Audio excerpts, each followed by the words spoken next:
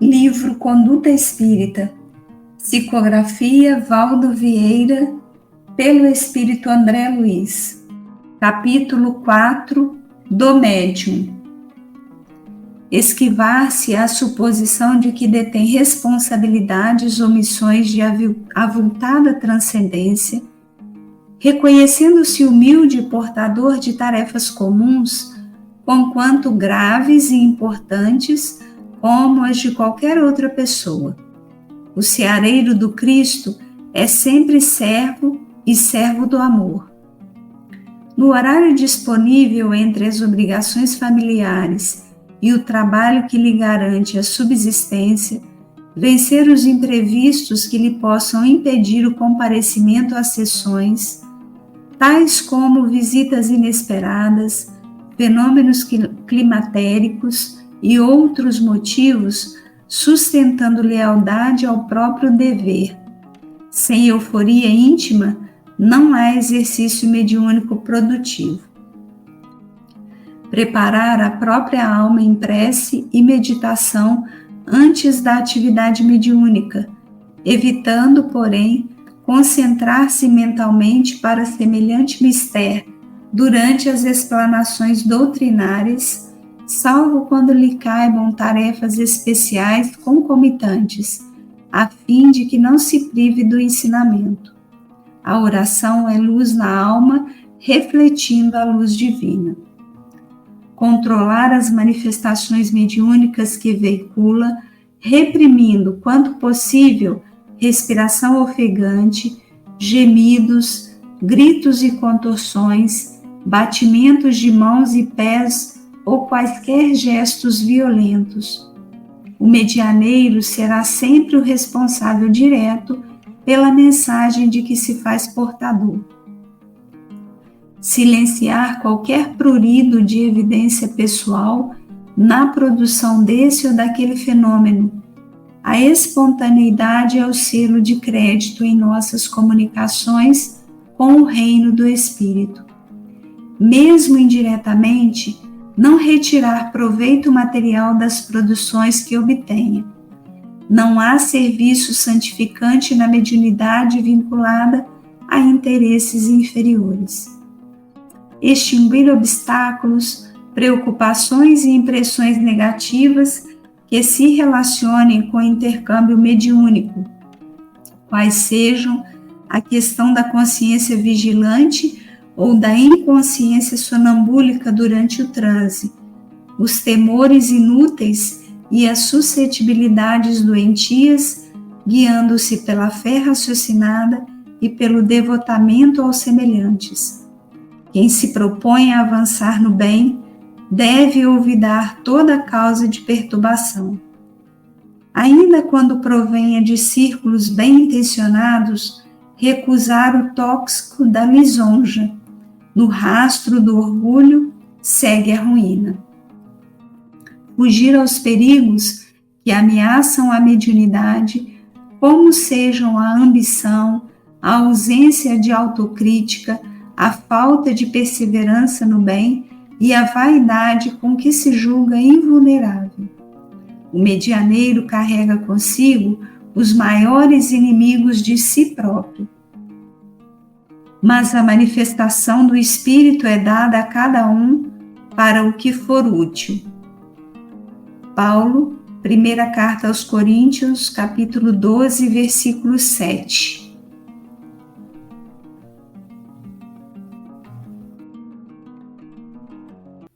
Então, hoje nós vamos estudar sobre a conduta espírita do médium, hein, Cris? Interessante. Muitas reflexões, né, que nós vamos fazer. E como a gente disse no capítulo anterior, que era da conduta do doutrinador, né, do dirigente, melhor dizendo, a gente também vai dizer nesse estudo, não tem um ser especial aqui. Nós estamos falando de um ser humano falível, com as suas necessidades e também com as suas questões pessoais, né? Então, nesse capítulo, André Luiz vai trazer para a gente os pontos importantes para que o trabalho no campo da mediunidade ele não se perca, né, Cris? Porque é um trabalho importante. Então, acho que a primeira coisa que a gente precisa entender é que o médium, assim como todo ser humano, ele passa por várias provas, mas cada um vai passar por aquilo que mais precisa aprender. Então, as provas do médium, que é esse intermediário entre o mundo espiritual e o mundo material, são aquelas que vão convidá-lo a ser mais perseverante, com compromisso, e que também vão ajudar ele a reconhecer as suas necessidades de transformação moral. Então, quando a gente fala desse ser, que a gente dá o nome de médium, desse trabalhador, a gente está falando de um indivíduo que tem necessidades de aprendizado e que essas necessidades elas podem ser ampliadas a partir desse trabalho da mediunidade. Assim como a gente tem também a paternidade, a gente tem a maternidade, a gente tem essas missões, que a gente vai falando de missões, que são nada mais, nada menos que compromisso que nós assumimos.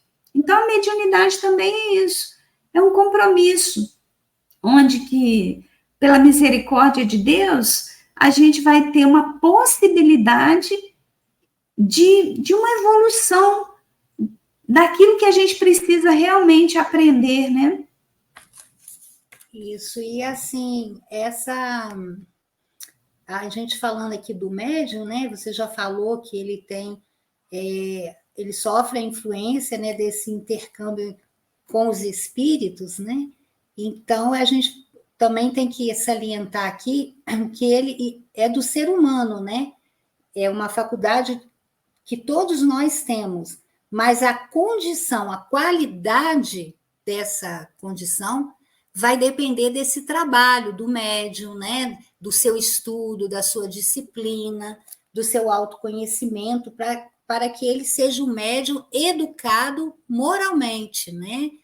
E a gente não a conduta dele, né, tem que ser também a mesma dentro ali do trabalho mediúnico e fora dele, porque como ele vai ter esse intercâmbio com o mundo espiritual, a gente também tem que entender que os espíritos fora da carne, eles têm uma percepção mais dilatada.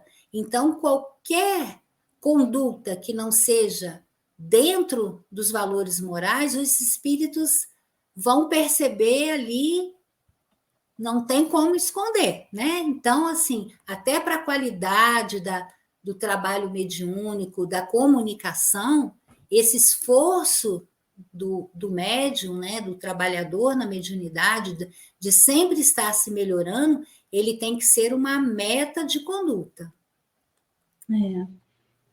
E é interessante que quando a gente vai pensando nisso, o que André Luiz ele pretende fazer às vezes? Eu fico pensando e eu quero ver se você acha que isso que eu estou pensando é coerente.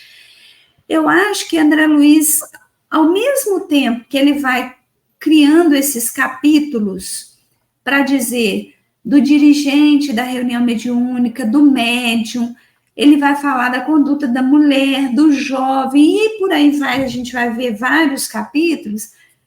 Ele está dizendo do ser humano de uma forma geral. A gente já falou isso no capítulo anterior, mas eu vou reforçar isso aqui hoje.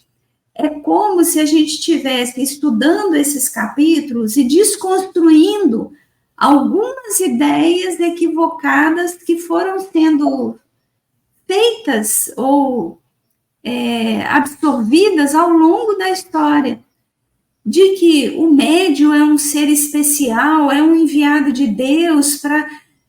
Ele é um ser humano com necessidades evolutivas. E isso é muito importante da gente entender, porque a partir do momento que a gente tem essa compreensão, a gente também auxilia esse médium a se melhorar.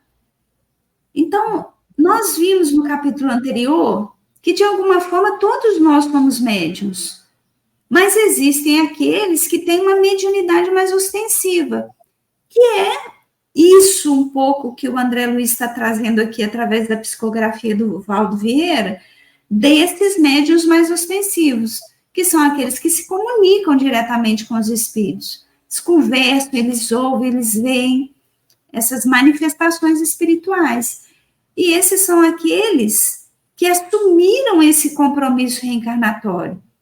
Então, quando um indivíduo ele tem essa mediunidade mais ostensiva, quer dizer que ele assumiu, ele colocou no planejamento dele lá, que junto com tudo o que ele ia fazer na Terra, construir uma família, se for o caso, ter uma profissão, porque o médium, ele trabalha, ele não ganha dinheiro com a mediunidade, ele precisa trabalhar para se sustentar. Junto com isso tudo, ele pediu aos mentores dele, que organizam a reencarnação de cada um de nós, que ele tivesse essa possibilidade. E, às vezes, até os próprios mentores, os próprios espíritos ali que estão organizando, orientaram ele que, se viesse com esse compromisso, ele poderia ter uma evolução mais produtiva, mais proveitosa, mais profícua. Por quê? Porque através da mediunidade existe também o compromisso da renovação moral, né? Como a gente viu no capítulo anterior, a gente não precisa de uma autoridade moral, não foi isso que Cristo nos ensinou? E para isso a gente precisa de assumir certas posturas diante do mundo, diante da vida, que dentro da nossa concepção espírita é uma conduta cristã. Então, é isso que é importante. Ah, mas o médium, ele é só espírita, só se for cristão que é médium? Não, nada disso. Nós estamos falando aqui dentro de uma realidade que é a nossa. Mas a mediunidade, ela é desenvolvida até para quem não tem religião nenhuma. Eu posso ser médium, não tendo religião nenhuma, não tendo crença nenhuma, não tendo fé nenhuma. Eu preciso seguir as leis de Deus. Isso é uma conduta esperada do ser humano, né, Cris? Eu não sei se ficou claro aí o que eu disse, mas eu acho que é a gente se colocar nesse lugar de seres que estamos em aprendizado, todos nós, inclusive os médiuns. Sim, e aprendizado e evolução também moral, né, Rose? Como você bem falou aí, né? E a gente voltando aqui nesse esforço, né, da gente evoluir sempre moralmente, a gente não esquecer que esse é o caminho, né, uma meta que temos que seguir para a gente ir cada vez melhorando, né, como espírito, como pessoa, e principalmente a qualidade das nossas comunicações, como médiums, né?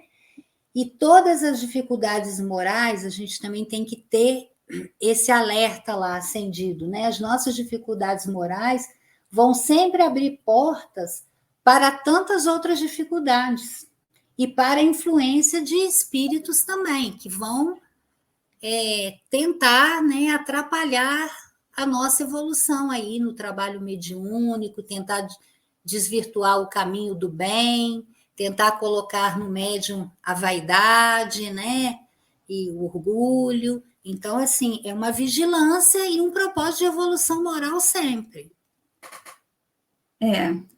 E isso é importante da gente entender, que esse compromisso, ele é do médium, com as suas próprias questões individuais.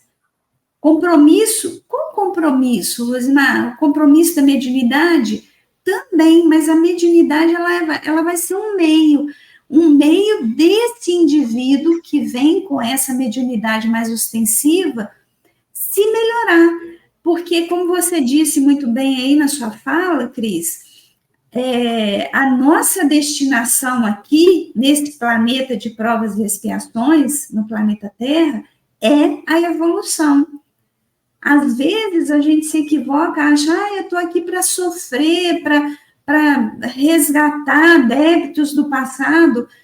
Olha, a gente também faz isso, porque Deus se aproveita de todas as oportunidades para o nosso crescimento, mas a gente só passa pela dor por causa de escolhas equivocadas que nós vamos fazendo. Por exemplo, quando a gente assume um compromisso e a gente abre mão desse compromisso, a gente deixa ele para depois, ou por indisciplina, ou por preguiça, ou por medo, seja lá que nome que a gente queira dar. Mas a nossa destinação real aqui é a evolução. A gente sofre, a gente sente dor por conta das nossas escolhas. Mas então, é preciso que a gente entenda que existe um compromisso do médium com as suas próprias questões que precisam ser reajustadas. E a mediunidade, ela vai trazer essa possibilidade desse reajuste também. E não que eles sejam, os médiums sejam os seres mais iluminados do planeta, com poderes sobrenaturais, mas assim como cada um de nós temos os nossos compromissos em cada reencarnação, eles também têm os deles. Ninguém está aqui a passeio. Os médios também assumem um compromisso, eles não devem se achar superiores ou melhores por conta desse compromisso. Eles podem sim se melhorar e se transformar em espíritos melhores, que essa é a destinação. É para isso que a gente faz planejamento reencarnatório. Se eles cumprem bem a sua missão, como cada ser humano que reencarna aqui na Terra, né? Então, para que a gente cumpra a nossa missão, os compromissos que a gente vai tendo no mundo espiritual, é necessário uma série de requisitos que o André Luiz vai trazendo aqui para a gente, que vão facilitar a nossa caminhada, como a disciplina, o compromisso, o preparo para aquela atividade. Nós, muitas vezes, a gente vai se preparando meses antes, não é verdade isso, Cris? Para um evento festivo, por exemplo. Aí a gente vai pensar com que roupa que eu vou, né? Como é que vai ser? As mulheres, nós temos alguns preparos a mais, né? Nossa, qual maquiagem que eu vou? Que tipo de cabelo? A gente faz isso com as coisas da matéria, mas algumas vezes a gente não se prepara. A gente quer improvisar quando o assunto é mediunidade. Então, não vai dar muito certo quando tem esse improviso. Isso a gente já viu na própria literatura. Então, nesse início que a gente leu desse texto, André Luiz vem reforçar isso muito.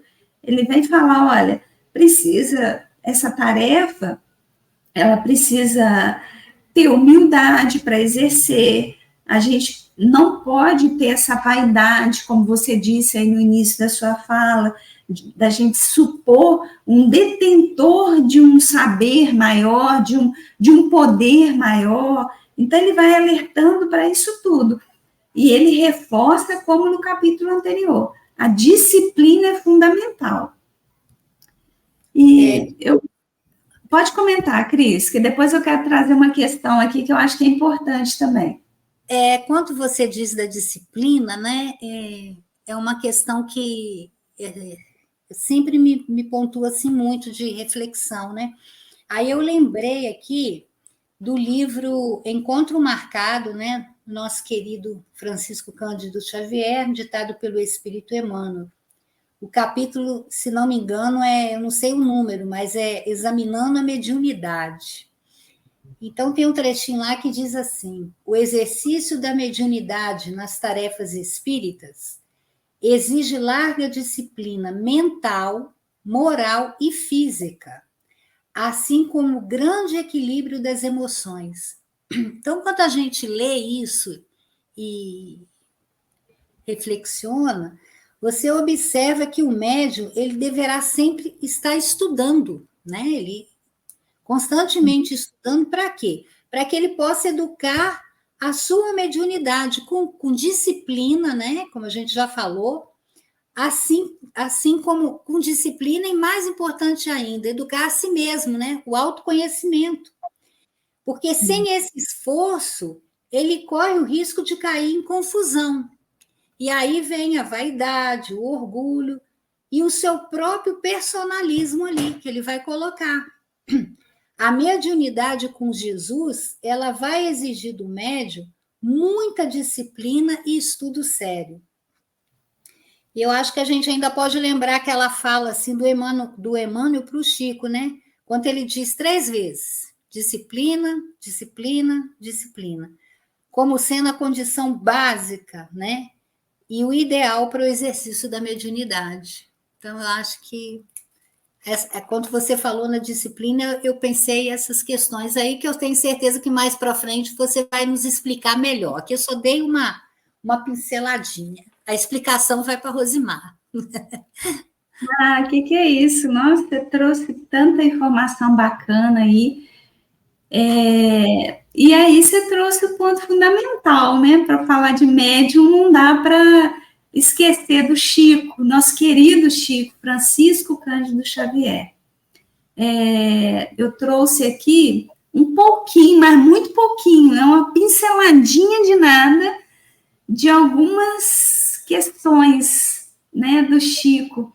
Então, tá lá no site Luz Espírita, www.luzespírita.org.br. Vai dizer de questões importantes, né? Mas, principalmente, desse espírito que serve de exemplo para a gente no campo da mediunidade, que é o Chico. Ele foi e sempre será uma referência para todos nós espíritas, né?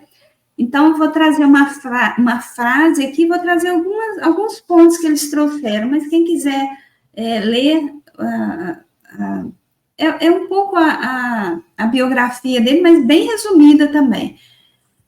O nosso trabalho começaria pela produção de 30 livros, cujo objetivo maior era a divulgação da doutrina espírita sob a inspiração daquele amigo invisível. Segundo seu mentor espiritual, Emmanuel, a grande missão de Chico Xavier era divulgar a doutrina espírita através dos livros psicografados. 100 para começar. A tarefa não era nada fácil. Era preciso observar a jornada de trabalho regular na Fazenda Modelo, a programação do centro espírita, o atendimento aos necessitados e ainda tratar dos perrengues familiares. Por vezes, se fazia necessário sacrificar algumas horas do sono e se trancar no quarto para psicografar os ditados do além. Depois, ainda tinha que revisar a datilografia dos textos para então apagar os originais escritos a lápis, a fim de aproveitar os cadernos. Um sacrifício incrível que, no entanto, Chico amava cumprir. De 100 livros combinados, a coleção se estendeu para mais de 400, fazendo de Chico Xavier o autor espírita mais lido e estudado de todos os tempos, depois de Kardec. Aí vai falar, Cris, dessa questão que você trouxe. Certa vez, à sombra de uma árvore, na beira da represa, ao começar a habitual oração, ele viu uma fulgurante cruz e dela despontar a figura de uma entidade imponente sob vestes de sacerdotes, que lhe interpelou diretamente. Está mesmo disposto a trabalhar na mediunidade? Sim, se os bons espíritos não me abandonarem, você não será desamparado, mas para isso é preciso que trabalhe, estude e se esforce no bem. O senhor acha que estou em condições de aceitar o compromisso? Perfeitamente, desde que respeite os 3 pontos básicos para o serviço. E aí, como o Emmanuel não falava quais eram esses pontos, o Chico perguntou, né? Mas qual que é o primeiro ponto? Disciplina. E o segundo? Disciplina. E o terceiro, disciplina. E aí a gente vai vendo aqui, através dessa pequena narrativa que eu fui lendo, que está nesse site, o quanto que o médium é um ser humano como outro qualquer.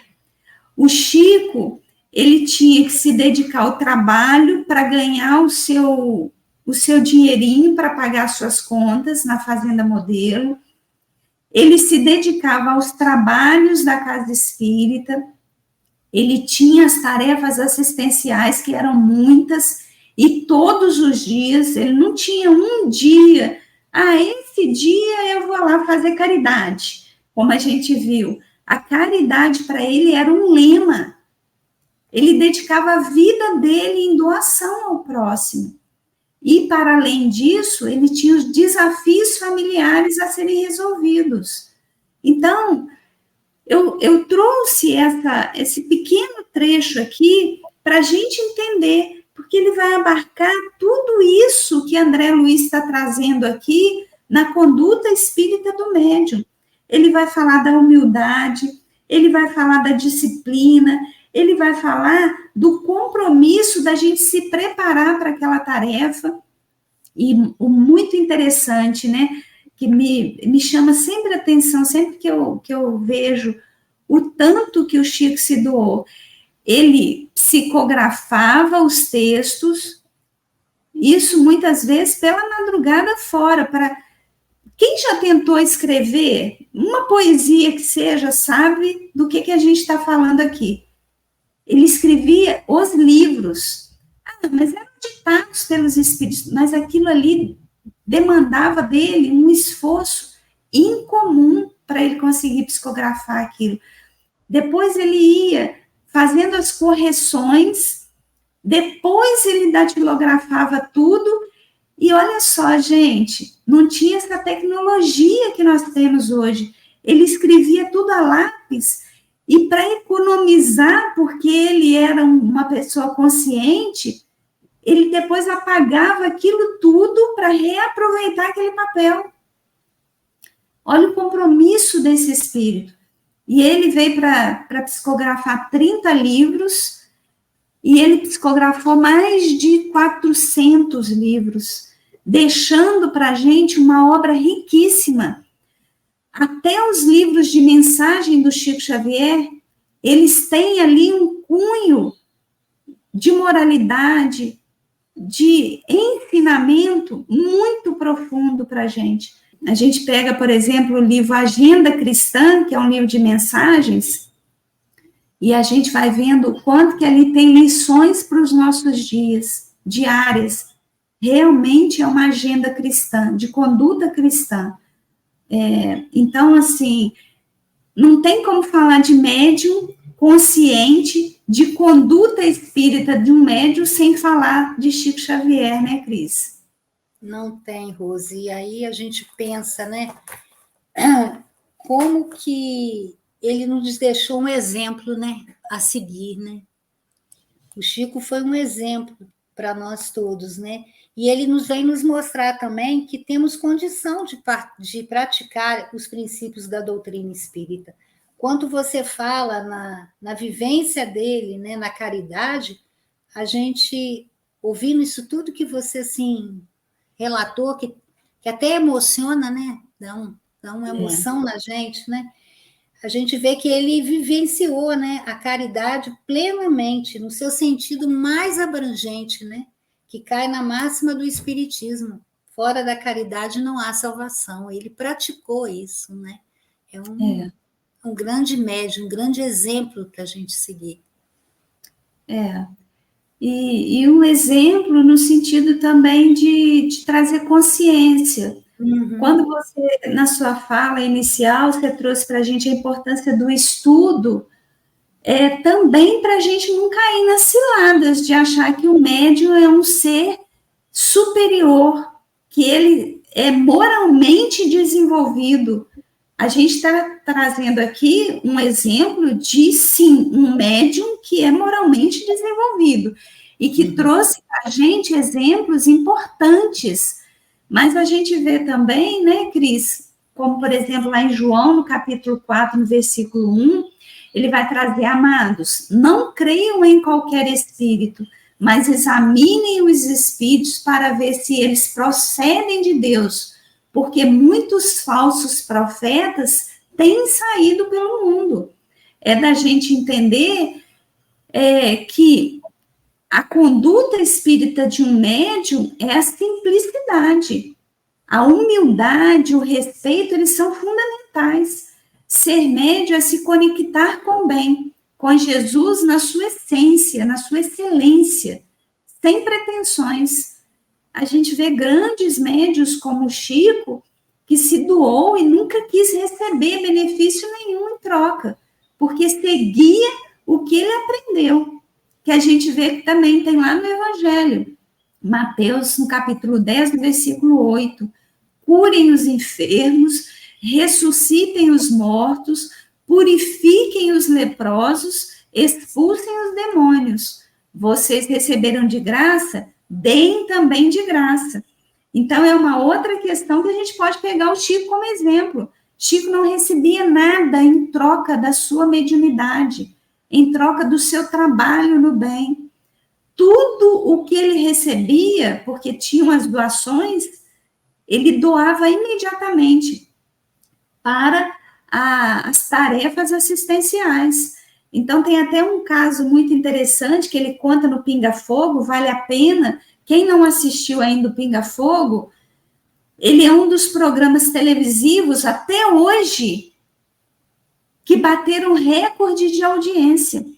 E o que era o Pinga Fogo? Foram entrevistas onde ateus, protestantes, espíritas, pessoas da sociedade, elas iam interpelar o Chico, elas iam questionar, perguntar coisas para o Chico, e ele ia respondendo a todas as questões, fossem elas quais fossem. E não porque ele queria se exibir. Ele não, no primeiro momento, ele não aceitou, e aí teve uma orientação de Emmanuel: meu filho, essa é uma grande oportunidade para você divulgar a doutrina espírita. E o projeto reencarnatório dele era a divulgação da doutrina, então ele aceitou. Estava previsto um programa e foram realizados mais de um programa, e todos batendo recorde de audiência. E é muito interessante porque o Chico, ele vai trazer essas questões, né, da gente dar de graça aquilo que a gente recebe de graça. Então, nesse programa, e isso tem também na biografia dele, em vários relatos que ele deu, ele conta que o primeiro livro dele vendeu muito, que era Parnaso de Além Túmulo, que é um livro maravilhoso também, que são psicografias de poetas famosos que viveram, e quando viveram, né, aqui na Terra, e quando desencarnaram, enviaram essas mensagens através da psicografia do Chico. E vendeu muito. E o pai dele falou assim: meu filho, mas está dando tanto dinheiro isso, e a gente continua pobre aqui, não tem jeito de você conversar com esses espíritos para conseguir um dinheirinho para a gente, estamos com as contas tudo atrasado. E ele falou: meu pai, a tarefa não é essa. Nós não viemos aqui para enriquecer, dar de graça o que recebemos de graça. E ele nunca aceitou nada para ele, nada. Então, é outra coisa importante também, né, Cris? Sim, a gente percebe, né, a devoção, o amor e a seriedade, né, que ele vivenciava a sua mediunidade, né, Rosa? E como que ele foi um instrumento, né? Ele tinha essa consciência que ele era um instrumento de ajuda, de caridade, para praticar, né, ajuda aos mais necessitados, aos espíritos sofredores, tanto encarnados quanto desencarnados, porque quantas vezes, igual você falou, que os recursos dele não eram muito, mas ele dividia com aquele que vinha recorrer a ele, né, precisava, né? Então, assim, era um espírito de muita consciência da missão dele quanto médium aqui na Terra, né? E não era assim, depois dele ter alcançado uma maturidade, não. no filme você percebe que ele ainda jovem, criança, ele já tinha uma noção, né, quanto a própria mãe o aconselhava deles aguentar aquele sofrimento, aquela tristeza toda que ia passar. E ele tinha uma resignação naquela fala e ele aceitava aquilo assim como uma etapa a cumprir, né, que aquilo realmente ia passar, né? Então, um espírito muito nobre, né? É verdade. E aí a gente volta um pouco na questão, né? A gente vai pegar o Chico como exemplo de tudo, né? Porque, como você disse no início, ele é a nossa referência. Quando vai falar de mediunidade, ele é a nossa referência de espírito reto, comprometido, disciplinado. E aí é interessante porque a gente está lendo aqui, a gente está estudando uma obra do Valdo Vieira. Quem é o Valdo Vieira? Eu acho que é importante a gente falar também desse espírito, né? O Chico, o Chico nasceu numa família católica, porque é o clássico, né? O catolicismo, ele é uma religião predominante no Brasil até hoje. E na época, 1910, que foi quando ele nasceu, o catolicismo era mais dominante ainda. O espiritismo estava aflorando no Brasil, estava, né, começando os primeiros se fortalecer nesse período. E o Chico foi criado no catolicismo muito fervoroso também, até que ele consegue compreender aqueles fenômenos que aconteciam com ele através dos estudos espíritas. Ele fala, eu quero seguir isso, eu quero seguir essa doutrina. Quando ele tem essa consciência e ele assume esse compromisso, como esse diálogo com o Emmanuel, que Emmanuel fala, é isso mesmo que você quer? Porque os espíritos, eles não nos impõem nada, eles respeitam o nosso livre-arbítrio. Então, o Chico foi respeitado como todos os outros. Às vezes, a gente, no afã, né, de querer defender o Chico, às vezes a gente fala, não, o Emmanuel era duro, não deixava o Chico fazer nada. Não, ele era amoroso. Ele só queria saber se ele queria assumir ou não o compromisso. Assumido o compromisso, vamos lá, agora tem tarefa para fazer, né? E aí, o Chico decidiu assumir a mediunidade e criar um centro espírita. E quando estava tudo organizado, ele institui formalmente na Lei dos Homens, tinha aí uns 6 ou 8 companheiros, eu não sei bem a quantidade de pessoas que eram, então não vou correr o risco de errar aqui, mas vamos pensar que eram 6 pessoas que se comprometeram com ele, vamos, Chico, eu vou estar com você, porque a gente precisa desse suporte, né? Ninguém vive sozinho numa ilha isolada. Todos os grandes compromissos, eles vêm, os grandes missionários também vêm cercados de pessoas para dar o suporte. Como, por exemplo, Allan Kardec, ele teve o suporte da mulher dele, Amélie Gabrielle. Ela era uma fala que ajudava ele a tomar decisões, e ela ficava em segundo plano por conta das vivências na época, que a mulher não tinha esse poder de fala. Mas Kardec não tinha essa questão, ele ouvia a mulher dele, então ela veio para dar esse suporte. E Chico também, ele veio com vários companheiros para darem suporte.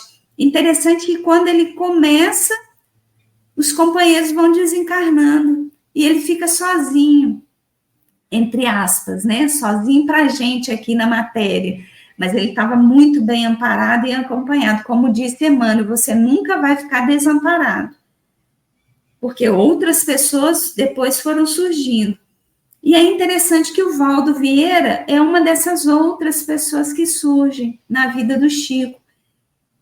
Valdo era um estudioso da medicina, ele se formou em medicina, e ele tinha uma mediunidade ostensiva também. E ele começa o trabalho com o Chico, das psicografias, e é um trabalho interessante, quando a gente vai lendo, tem livros que um capítulo é psicografado pelo Chico e um capítulo é psicografado pelo Valdo. Tamanha era a sintonia que os dois tinham. E às vezes até era um parágrafo era o Chico e outro parágrafo era o Valdo. Um capítulo o Emmanuel ditava, outro capítulo o André Luiz ditava, cada um para um. Olha que bacana, né? Era uma sintonia que eles tinham. E eles ficaram nessa sintonia 10 anos. E depois, o Valdo Vieira, ele resolveu seguir outros caminhos.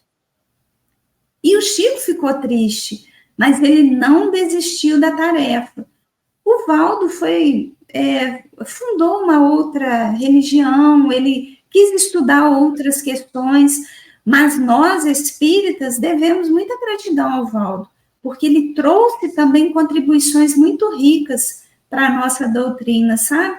Inclusive o livro Conduta Espírita, que ele psicografou sozinho, essa obra, que foi ditada pelo espírito André Luiz. E eu estou trazendo isso para dizer, né, que às vezes a gente sofre essas intempéries da vida, mas espiritualmente nenhum médium está desamparado. É preciso que ele se fortaleça nessa fé também. Então, às vezes chegam pessoas, afastam-se pessoas, mas o nosso propósito tem que ser o compromisso que a gente assume no campo da mediunidade, que ele é muito grandioso também, né?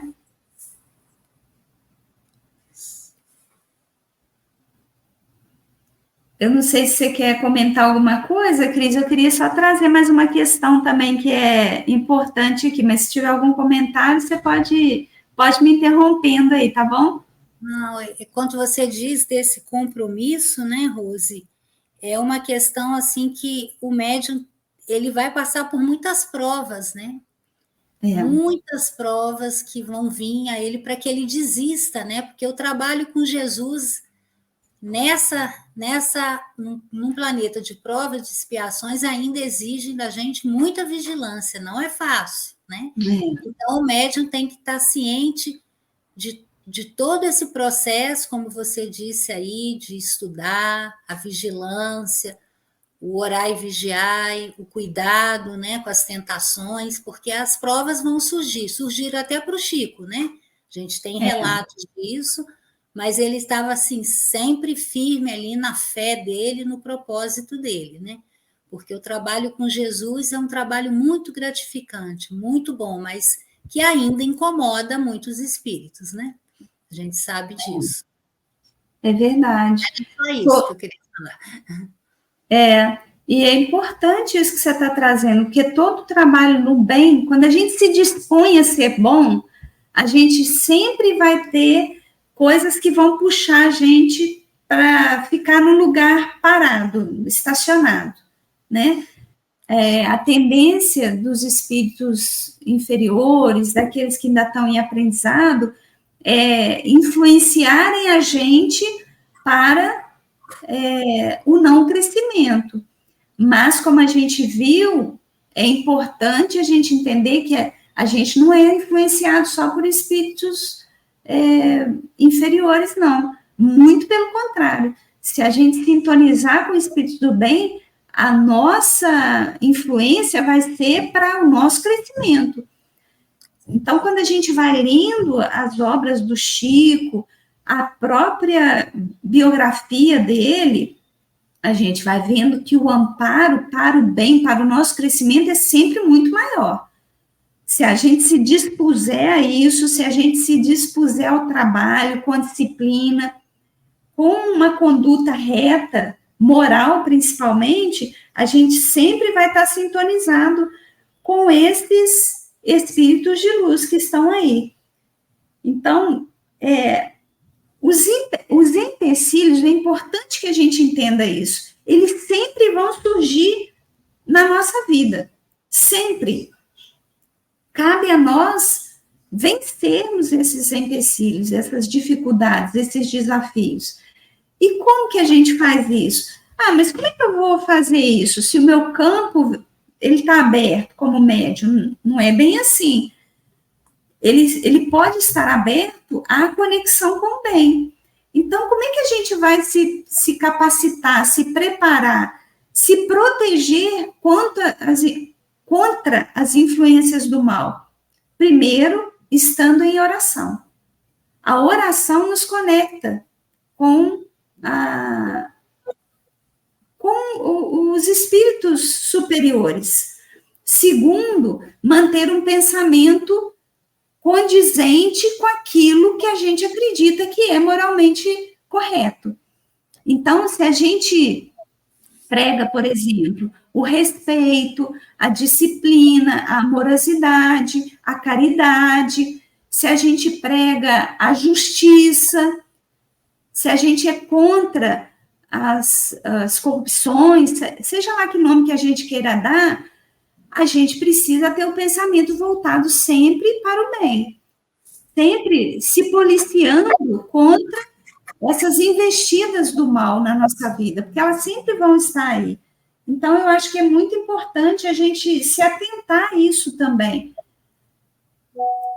E a gente tem aqui até no último, né, que a gente leu aí no último item, falando fugir aos perigos que ameaçam a mediunidade, como sejam a ambição, a ausência de autocrítica, a falta de perseverança no bem, a vaidade. Então, aqui ele vai trazendo já considerações importantes do que a gente precisa ficar atento. Por quê? Aí a gente vai voltar a falar, né, Cris? Sim. A nossa fé é uma fé que precisa ser raciocinada. E a gente precisa agir sempre com consciência. Afinal de contas, como você disse aí, está escrito lá na questão 621 do Livro dos Espíritos, a lei de Deus, ela está escrita na nossa consciência.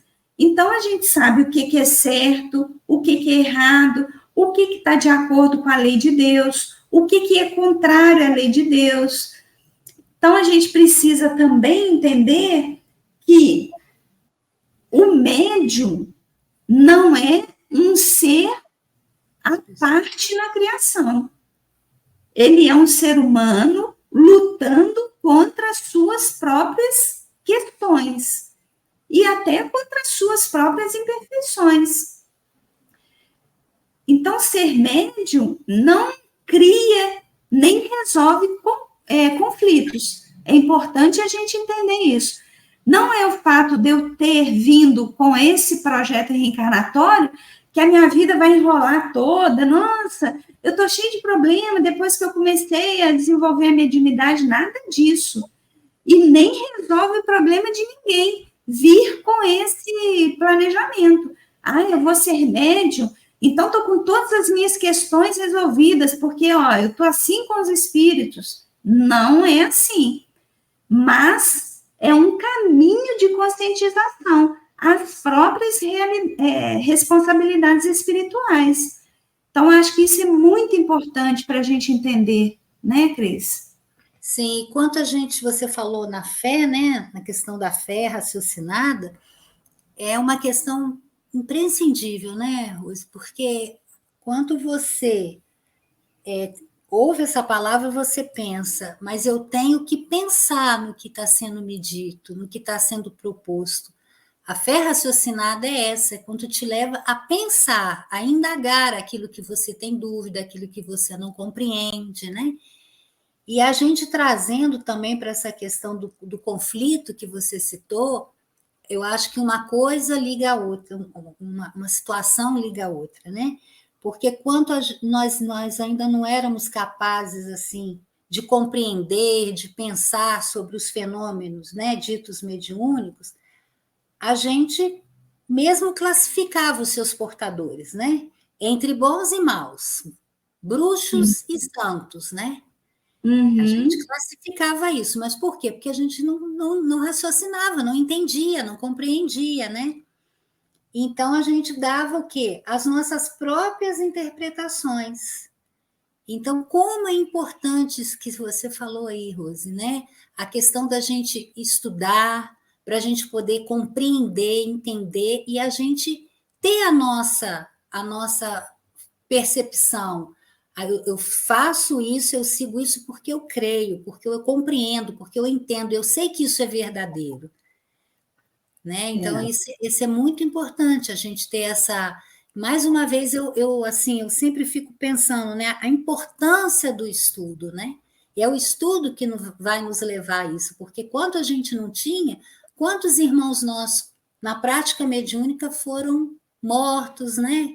Queimados, né? Por falta da compreensão do fenômeno.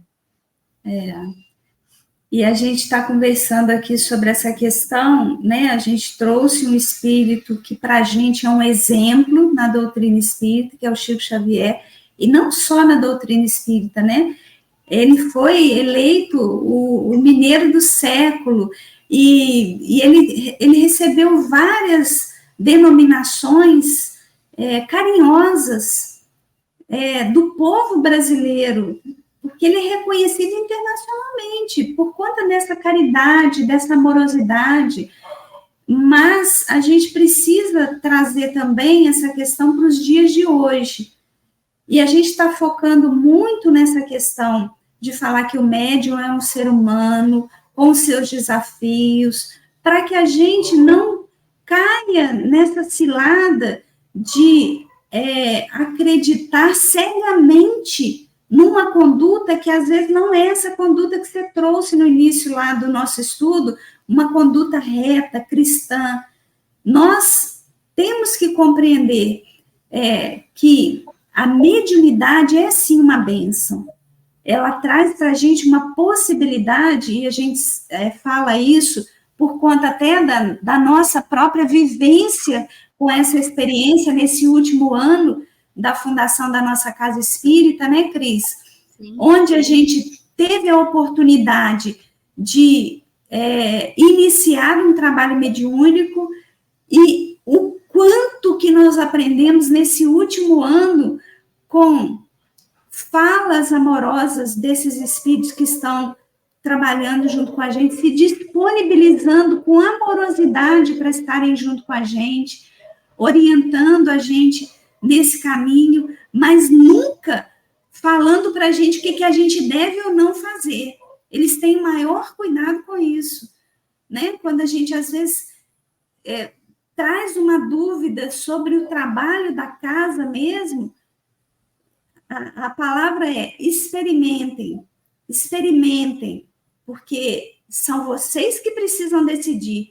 Coisas dos homens, os homens precisam decidir, né? Então, a gente, quanta emoção que a gente já passou nesse trabalho, vendo o quanto que ele é sério, o quanto que ele traz para a gente um crescimento quando a gente se dispõe a fazer com seriedade, com disciplina.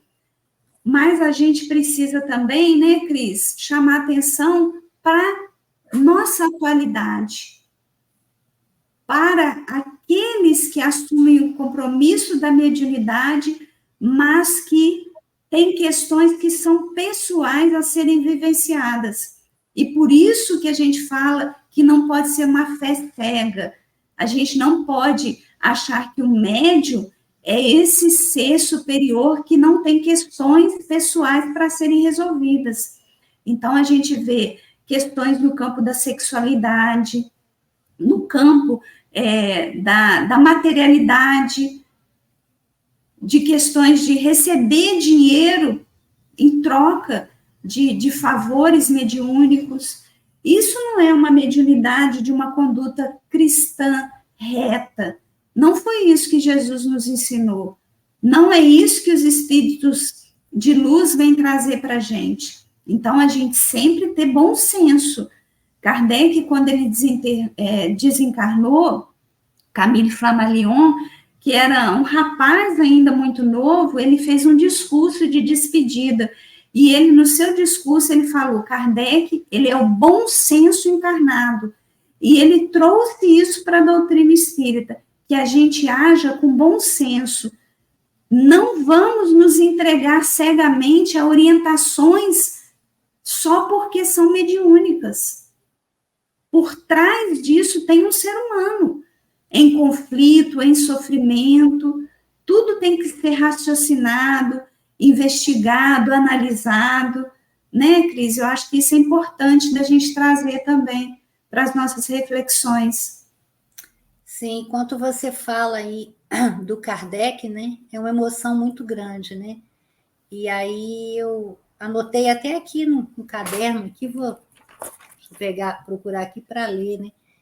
Quanto que Allan Kardec, através do seu estudo minucioso, porque o estudo dele foi minucioso mesmo, né? A respeito do tema são os fenômenos mediúnicos, e em 1861 ele editou o Livro dos Médiuns, onde ele veio com todo carinho, né, Rose, nos fornecer uma obra basilar do Espiritismo, né, que está ali à nossa mão, à nossa disposição, para nos esclarecer podemos praticar, né, de uma forma respeitosa, honrosa, a mediunidade, né? A gente tem esse livro que foi feito com tanto carinho ali para a gente, né? Então, temos que estudar, né? Ler sempre, porque cada vez que a gente lê, nunca vai ser igual ao anterior, sempre a gente vai estar extraindo algo mais, né?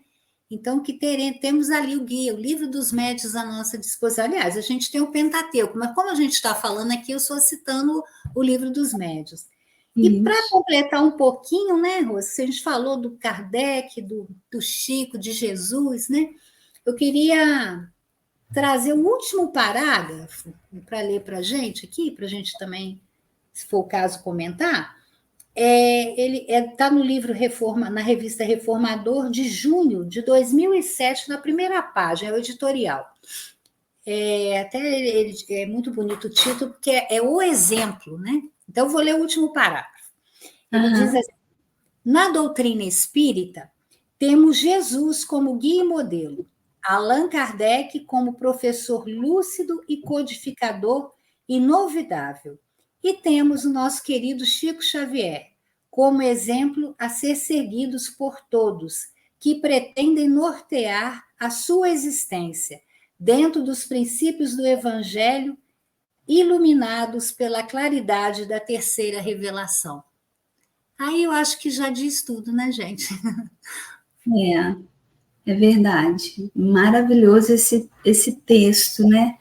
E eu acho que é a gente pensar nisso, né, Cris? Até para ficar essa reflexão, já que a gente já está encerrando o nosso estudo desse tema, a conduta espírita do médium, o quanto que a gente tem exemplos aí, como você trouxe, né? Primeiro, o exemplo de Jesus, que era um médium em excelência, que não mandava fazer, que não cobrava, que não tinha rituais, que não criou nenhum templo, mas que ele disse, a mediunidade é a forma como você se apresenta e se expressa no mundo, é como você se relaciona com o seu próximo. Isso também é mediunidade, né? Então, bacana isso que você trouxe, e eu acho que é um bom texto para a gente encerrar o nosso estudo de hoje, até para ficarem essas reflexões. Te agradeço muito aí por essa troca e por tudo isso que você trouxe hoje de tão bacana, né, para a nossa compreensão. Nossa, eu que agradeço, sempre eu agradeço muito a oportunidade, né, de estar aqui estudando um pouquinho mais de doutrina espírita, né, que nos esclarece, nos acolhe e está sempre aqui nos amparando. Muito obrigada.